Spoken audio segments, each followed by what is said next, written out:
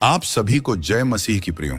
अगर आप इस समय कर्ज के बोझ तले दबे हुए हैं, अगर घर में पैसों की कमी बनी रहती है, अगर नौकरी, व्यापार, बच्चों की फीस, घर के खर्च और भविष्य की चिंता ने आपके मन की शांति छीन ली है, अगर आप कमा तो रहे हैं लेकिन फिर भी पैसा टिक नहीं रहा, तो प्रियो, आज की यह विशेष प्रार्थना आपके लिए है। बहुत से मसीही परिवार आज इसी गहरी पीड़ा से गुजर रहे हैं। बाहर से सब सामान्य दिखाई देता है, लेकिन भीतर एक ऐसी लड़ाई चल रही होती है जिसे केवल परमेश्वर ही पूरी तरह देखता है। कई बार यह केवल आर्थिक परेशानी नहीं रहती, बल्कि एक ऐसा बोझ बन जाती है जो घर की शांति, विश्वास और आशा तीनों को दबाने लगता है। और इसी कारण आज हम एक साधारण प्रार्थना नहीं, बल्कि कर्ज, तंगी और गरीबी के बंधनों को तोड़ने वाली एक विशेष प्रार्थना करने जा रहे हैं। प्रियो, इस प्रार्थना का आधार है भजन संहिता 23। प्रियो, भजन संहिता से जुड़ा एक बहुत ही गहरा रहस्य है। बहुत से विश्वास योग्य मसीही लोग हैं जिन्होंने परमेश्वर के वचन की शक्ति को अपने जीवन में काम करते देखा है। वे जानते हैं कि भजन संहिता केवल पढ़ने की चीज नहीं है, बल्कि प्रार्थना में इस्तेमाल किया जाने वाला एक आत्मिक हथियार है। ऐसे बहुत से विश्वास योग्य मसीही लोग हैं जो भजन संहिता 23 की शक्ति को पहचानते हैं। वे संकट में इसे बोलते हैं, कमी में इसे घोषित करते हैं और प्रार्थना में इसे आजमाते हैं, क्योंकि वे जानते हैं कि इस भजन संहिता में बहुत गहरी सामर्थ्य छिपी है। यह केवल शब्द नहीं, यह परमेश्वर की उपस्थिति, शांति, सुरक्षा और प्रबंध की घोषणा है। लेकिन दूसरी ओर बहुत से मेरे भाई बहन ऐसे भी हैं जो भजन संहिता को साधारण मानकर उस पर ध्यान नहीं देते, और इसी कारण वे उस आत्मिक हथियार को पकड़ नहीं पाते जो उनके जीवन की लड़ाई में विजय दिला सकता है। प्रियो, जो इस वचन को विश्वास से पकड़ता है, जो इसे प्रार्थना में इस्तेमाल करता है, वह धीरे धीरे परमेश्वर के प्रबंध, शांति और बरकत को अपने जीवन में उतरता हुआ देखता है। क्योंकि भजन संहिता 23 में केवल सांत्वना नहीं, बल्कि एक जीवित प्रतिज्ञा छिपी है। तो प्रियो, अगर आप कर्ज, तंगी, कमी, रुकी हुई बरकत और आर्थिक दबाव से गुजर रहे हैं, तो इस प्रार्थना को आखिर तक अवश्य सुनिए, क्योंकि जब भजन संहिता 23 की यह पवित्र घोषणा आपके घर में गूंजेगी, तो विश्वास रखिए, परमेश्वर का वचन आपके जीवन में कार्य करना शुरू करेगा। कर्ज, तंगी और कमी के वे बंधन जो लंबे समय से आपको जकड़े हुए हैं, वे टूटने लगेंगे। तो चलिए प्रियो, अब पूरे विश्वास के साथ भजन संहिता 23 के आधार पर यह विशेष और शक्तिशाली प्रार्थना शुरू करते हैं। हे स्वर्गीय पिता, आज हम तेरे सामने किसी दिखावे के साथ नहीं आए हैं। हम अपने टूटे हुए मन के साथ आए हैं, अपनी थकी हुई आत्मा के साथ आए हैं, अपनी अधूरी जरूरतों, अपने दबे हुए आंसुओं, अपने छिपे हुए डर और अपने घर की उन चिंताओं के साथ आए हैं जिन्हें हम दुनिया से तो छुपा लेते हैं, लेकिन तुझसे नहीं छुपा सकते। प्रभु, इस समय जो भी यह प्रार्थना सुन रहा है, तू उसे नाम लेकर जानता है। तू जानता है किसके घर में इस समय चूल्हा तो जल रहा है, लेकिन मन में डर भी साथ जल रहा है।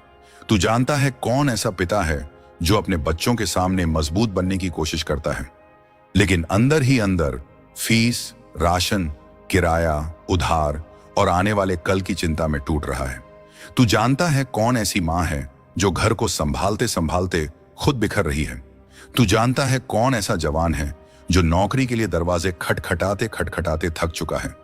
तू जानता है कौन ऐसा परिवार है जो कमाता तो है, लेकिन फिर भी घर में कमी बनी रहती है।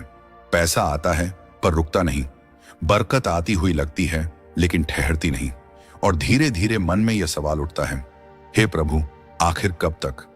पिता, आज हम उसी दर्द के साथ तेरे सामने आए हैं, क्योंकि तेरे वचन भजन संहिता 23 में लिखा है, यहोवा मेरा चरवाहा है, मुझे कुछ घटी न होगी। हे मेरे अच्छे चरवाहे, आज इस वचन को केवल पढ़ा न जाए, यह इस प्रार्थना को सुनने वाले हर व्यक्ति के जीवन में जीवित हो जाए। जहां घटी है वहां तेरी भरपूरी उतर आए, जहां कमी ने डेरा डाल लिया है वहां तेरी कृपा अपना डेरा डाले।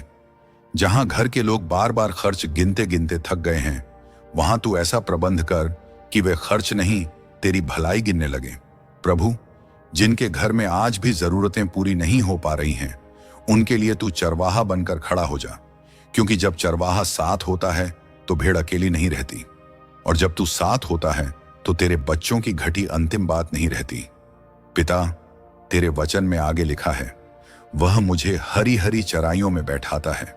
वह मुझे सुखदाई जल के सोतों के पास ले चलता है। हे प्रभु, कितने घर हैं जहां इस समय हरियाली नहीं, सूखा है। कितने दिल हैं जहां शांति नहीं, घबराहट है। कितने मन हैं जो दिन रात बस इसी चिंता में भाग रहे हैं कि खर्च कैसे चलेगा, कर्ज कैसे उतरेगा, घर कैसे बचेगा। ऐसे हर घर को आज हरी हरी चराइयों तक ले चल। ऐसे हर थके हुए मन को सुखदाई जल के पास ले चल। जहां तनाव है वहां विश्राम दे, जहां बेचैनी है वहां शांति दे, जहां डर है वहां भरोसा दे। हे प्रभु, जिन लोगों ने बहुत समय से चैन की नींद नहीं ली, जिन्होंने रातों को जाग जाग कर सिर पकड़ा है, जिन्होंने तकिए में मुंह छुपाकर रोया है, उन सबको आज अपनी गोद का विश्राम दे। तेरा वचन केवल कानों में न पड़े, वह घर के वातावरण को बदल दे। जहां आज चिंता की हवा चल रही है वहां तेरी शांति का जल बहने लगे। हे पिता, तूने कहा है वह मेरे जी में जी ले आता है। हे जीवन के दाता, आज बहुतों का जी बुझ चुका है। कई लोग बाहर से सामान्य दिखते हैं, लेकिन भीतर से उनका साहस मर चुका है। वे बोलते कम हैं, सोचते ज्यादा हैं। वे रोते कम हैं, टूटते ज्यादा हैं। वे चलते तो हैं, लेकिन भीतर से थक चुके हैं। प्रभु, ऐसे हर व्यक्ति के जी में फिर से जी ले आ। जिसका विश्वास मर गया है उसे जगा, जिसकी आशा बुझ गई है उसे जला, जिसने अपने भविष्य को अंधकार में खोया हुआ मान लिया है उसे फिर से दिखा कि तू अभी भी उसके साथ है। हे प्रभु, जो इस प्रार्थना को सुनते सुनते चुप हो गया है, जो अंदर ही अंदर बस तुझसे एक संकेत चाहता है, जो चाहता है कि कोई उसे समझे, आज तू उसे समझ। आज तू उसके जी में जी ले आ। उसके भीतर नया साहस भर, उसे फिर से खड़ा कर, उसे फिर से विश्वास दे कि उसकी कहानी खत्म नहीं हुई। पिता, तेरे वचन में लिखा है, चाहे मैं घोर अंधकार की तराई में होकर चलूं तो भी हानि से न डरूंगा, क्योंकि तू मेरे साथ रहता है। तेरी छड़ी और तेरी लाठी, उनसे मुझे शांति मिलती है। हे प्रभु, यह प्रार्थना सुनने वालों में बहुत से लोग सचमुच अंधकार की तराई में चल रहे हैं। किसी पर कर्ज इतना बढ़ गया है कि उसे आगे कुछ दिखाई नहीं देता। किसी की जेब खाली है और जिम्मेदारियां बड़ी हैं। किसी को हर फोन कॉल से डर लगता है। किसी को हर महीने का अंत किसी युद्ध जैसा लगता है। किसी के घर में लोग हिम्मत हारने लगे हैं। लेकिन आज, हे प्रभु, अंधकार की इसी तराई में तेरी उपस्थिति उतर आए। उन्हें यह अनुभव हो कि वे अकेले नहीं हैं। जब डर उन्हें घेर ले तो तेरी शांति उन्हें ढांक ले। जब चिंता उन्हें दबा दे तो तेरी लाठी उन्हें संभाल ले। जब मन टूटने लगे तो तेरी छड़ी उन्हें सीधा खड़ा कर दे। प्रभु, इस समय जो सुनने वाला भीतर से कांप रहा है, उसके दिल में यह सच्चाई गूंजा दे, मत डर, मैं तेरे साथ हूं। हे पिता, बहुत लोग पैसों की कमी से पहले तेरी उपस्थिति की कमी महसूस करने लगते हैं। आज उन्हें फिर से महसूस करा कि तू उनके घर में है, तू उनके कमरे में है, तू उनके आंसू देख रहा है, तू उनकी चुप्पी सुन रहा है और तू उन्हें इस तराई में छोड़ने वाला नहीं है। हे पिता, तूने कहा, तू मेरे शत्रुओं के सामने मेरे लिए मेज बिछाता है। तूने मेरे सिर पर तेल मला है, मेरा कटोरा उमड़ रहा है। हे महिमा के परमेश्वर, कितने लोग हैं जो कमी के कारण लोगों के सामने छोटे हो गए। उधार ने उनका सिर झुका दिया, तानों ने उनका मन तोड़ दिया, बार बार मांगने ने उनका आत्मविश्वास छीन लिया। प्रभु, आज तू उनके लिए मेज बिछा। जहां अपमान मिला वहां आदर दे, जहां कमी मिली वहां भरपूरी दे, जहां ताना मिला वहां गवाही दे, जहां दरवाजे बंद हुए वहां कृपा के द्वार खोल। हे प्रभु, जिन लोगों का सिर चिंता के कारण हमेशा झुका रहता है, आज उनके सिर पर अपना तेल मल। उनके विचारों को अभिषेक दे, उनके घर को अभिषेक दे, उनके काम को अभिषेक दे, उनके हाथों की कमाई को अभिषेक दे, उनके रुक गए अवसरों को अभिषेक दे। और जहां आज कटोरा खाली दिखाई देता है वहां तेरी दया से उमड़ना शुरू हो। हे पिता, कोई ऐसा चमत्कार कर जो मनुष्य न समझ पाए, लेकिन तेरा बच्चा पहचान जाए कि यह मेरे प्रभु का हाथ है। रुकी हुई आय खुल जाए, अटकी हुई तनख्वाह आए, नई नौकरी का रास्ता खुले, नया स्रोत खुले, कर्ज उतरने का मार्ग खुले और घर में केवल पैसा ही नहीं, बरकत भी टिके। पिता, तेरे वचन की अंतिम घोषणा है, निश्चय भलाई और करुणा जीवन भर मेरे साथ साथ बनी रहेंगी। हे प्रभु, जिन लोगों के पीछे अब तक केवल दुख, कमी, उधार, अपमान और चिंता चलती रही, आज से उनके पीछे तेरी भलाई चले। जिनके घर में अब तक रोना आता रहा, आज से तेरी करुणा आए। जिन्होंने बहुत दिनों से केवल संघर्ष देखा, आज से तेरी दया उनका पीछा करे। हे पिता, उनके आने वाले दिनों को बदल दे। ऐसा कर कि जो लोग आज टूटे हुए बैठकर यह प्रार्थना सुन रहे हैं, वे कल गवाही देते हुए कहें, हाँ, प्रभु ने मेरी सुन ली। हाँ, प्रभु ने मेरे घर को संभाल लिया। हाँ, प्रभु ने मेरी कमी को देखा और मुझे अकेला नहीं छोड़ा। हे स्वर्गीय पिता, अब मैं विशेष रूप से उन लोगों के लिए प्रार्थना करता हूं जो कमाते हैं लेकिन बचा नहीं पाते, जो मेहनत करते हैं लेकिन फल नहीं देखते, जो योजनाएं बनाते हैं लेकिन हर बार कोई ना कोई खर्च सब बिगाड़ देता है, जो बार बार उठते हैं लेकिन फिर गिर जाते हैं, जो चाहते हैं कि उनका घर संभल जाए लेकिन कोई अदृश्य बोझ बार बार उन्हें पीछे खींच लेता है।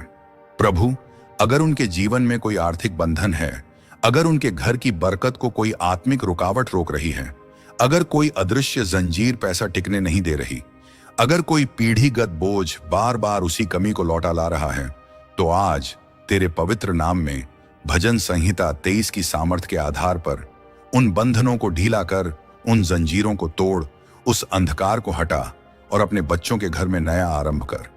हे प्रभु, जो इस समय अपने फोन पर, अपने कमरे में, अपने घर में चुपचाप यह प्रार्थना सुन रहा है, शायद वह किसी को कुछ नहीं बता पाया, शायद उसने मुस्कुराकर सब छुपाया, शायद उसने लोगों से कहा सब ठीक है, लेकिन तू जानता है कि सब ठीक नहीं है। तो आज तू वहीं पहुंच जा जहां वह बैठा है, उसके कंधे पर अपना हाथ रख, उसके घर की हवा बदल, उसकी आत्मा को छू, उसके डर को पिघला, उसकी आंखों के आंसू गिन और उसे यह महसूस करा कि स्वर्ग का परमेश्वर अभी भी उसके लिए काम कर रहा है। हे पिता, अब मैं उन परिवारों के लिए पुकारता हूं जिनके घर में बच्चों की फीस एक बोझ बन गई है, जहां मां बाप बाहर से सामान्य रहते हैं लेकिन अंदर से हिसाब लगाते लगाते टूट जाते हैं, जहां स्कूल की तारीख नजदीक आते ही दिल की धड़कन बढ़ जाती है, जहां घर का राशन, बिजली का बिल, किराया, दवा और फीस सब मिलकर मन को डुबो देते हैं। प्रभु, ऐसे घरों पर विशेष दया कर, जहां मनुष्य की गणना खत्म हो गई है वहां तेरी गणना शुरू हो जाए, जहां जेब जवाब दे चुकी है वहां तेरा हाथ उत्तर दे, जहां परिवार ने सोच लिया कि अब कुछ नहीं हो सकता वहां तू वह रास्ता निकाल जो किसी ने सोचा भी ना हो। हे स्वर्गीय पिता, अब इस प्रार्थना की इस घड़ी में हम एक बार फिर तेरे सामने अपने दिल को पूरी तरह खोलकर खड़े हैं। प्रभु, जो भी भाई, जो भी बहन, जो भी परिवार इस प्रार्थना को यहां तक सुनता हुआ आया है, उनकी सुन ले। प्रभु, उनकी पुकार को अनसुना मत कर, उनके आंसुओं को व्यर्थ मत जाने दे, उनकी चुप्पी के पीछे जो दर्द छिपा है उसे अपनी दया से छू ले।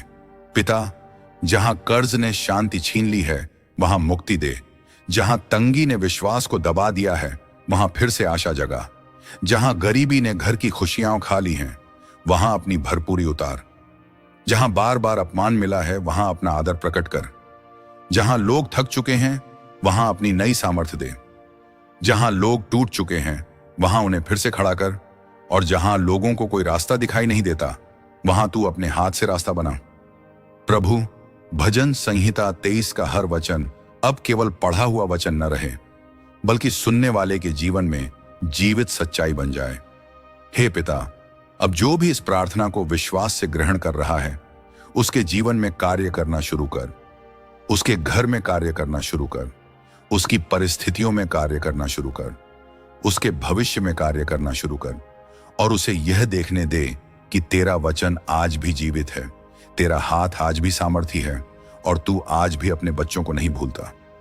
हम ये सब प्रार्थना अपने उद्धारकर्ता, अपने पालनहार प्रभु यीशु मसीह के अनमोल और सामर्थी नाम में मांगते हैं, आमीन।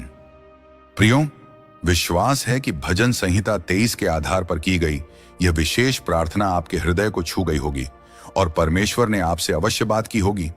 याद रखिए, जब प्रभु हमारा चरवाहा है तो कमी अंतिम सच्चाई नहीं होती। तंगी, कर्ज और चिंता चाहे कुछ समय के लिए जीवन में आए, लेकिन परमेश्वर का वचन उनसे कहीं अधिक सामर्थी है। इसलिए इस प्रार्थना को केवल आज सुनकर मत छोड़िए, इसे विश्वास के साथ बार बार सुनिए, इसे अपने जीवन में अंगीकार कीजिए और भजन संहिता 23 की इन घोषणाओं को अपने जीवन पर बोलते रहिए। प्रियो, यदि आप भी यह अंगीकार करते हैं कि यहोवा आपका चरवाहा है और आपको कुछ घटी न होगी, तो इस वीडियो को अभी लाइक करें, कमेंट में विश्वास के साथ आमीन लिखें और इसे अपने परिवार, मित्रों और उन लोगों के साथ शेयर करें जो इस समय आर्थिक बोझ, तंगी या चिंता से गुजर रहे हैं। हो सकता है यह प्रार्थना किसी के जीवन में परमेश्वर की समय पर पहुंची हुई सहायता बन जाए। मिलते हैं अगली दिव्य वीडियो में। प्रभु यीशु आप सभी को आशीष दे। आमीन।